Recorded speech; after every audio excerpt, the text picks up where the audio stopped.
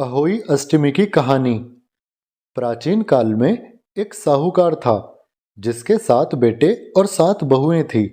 इस साहूकार की एक बेटी भी थी जो दीपावली के अवसर पर ससुराल से मायके आई हुई थी।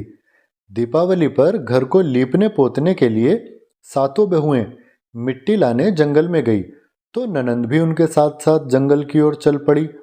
साहूकार की बेटी जहां से मिट्टी ले रही थी उसी स्थान पर एक स्याहू अपने साथ बच्चों के साथ रहती थी।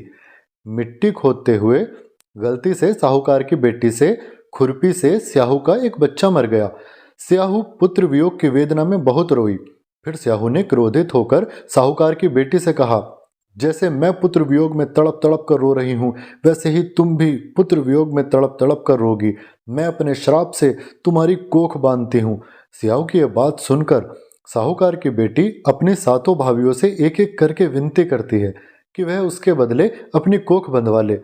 साहूकार की इकलौती बेटी को यूं रोता तड़पता देखकर सबसे छोटी भाभी अपनी ननंद यानी साहूकार की बेटी के बदले अपनी कोख बंधवाने के लिए तैयार हो जाती है।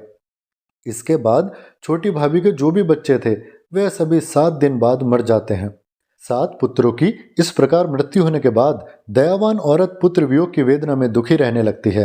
हर अहोई अष्टमी को उसे अपने बच्चों की याद आती है।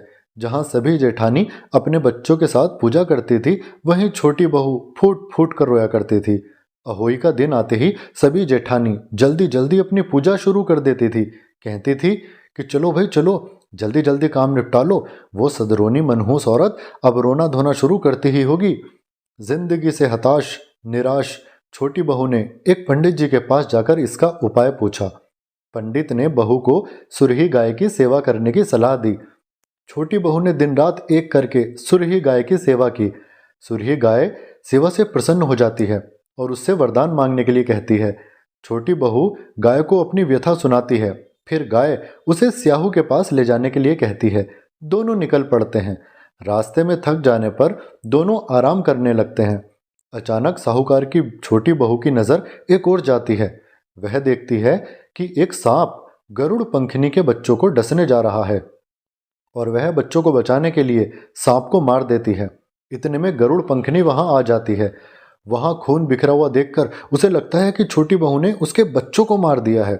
इस पर वह छोटी बहू को चोंच मारना शुरू कर देती है, लेकिन छोटी बहू इस पर कहती है कि उसने तो उसके बच्चों की जान बचाई है। गरुड़ पंखनी इस पर बहुत खुश होती है और सुरही सहित उन्हें स्याहू के पास पहुंचा देती है।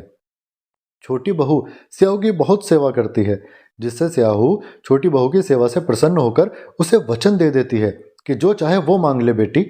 छोटी बहू स्याहू से पुत्रवती होने का वर मांगती है।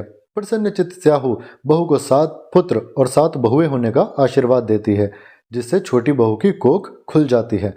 फिर छोटी बहू स्याहू को सारी कहानी विस्तार से बताती है। स्याहू कहती है, ओह, तूने मुझे प्रसन्न करके मेरा श्राप खत्म करवा दिया, पर चल कोई बात नहीं, इसमें तेरी कोई गलती भी नहीं थी। जा पुत्रवती भव। स्याहू के आशीर्वाद से छोटी बहू का घर पुत्र और पुत्र की वधुओं से हरा भरा हो जाता है। अहोई अष्टमी का अर्थ एक प्रकार से यह भी होता है कि अनहोनी को होनी बनाना, जैसे साहूकार की छोटी बहू ने कर दिखाया। दोस्तों, आपको ये कहानी पसंद आई हो तो प्लीज़ चैनल को सब्सक्राइब और वीडियो को लाइक करना मत भूलिएगा। अहोई अष्टमी की बहुत बहुत शुभकामनाएं।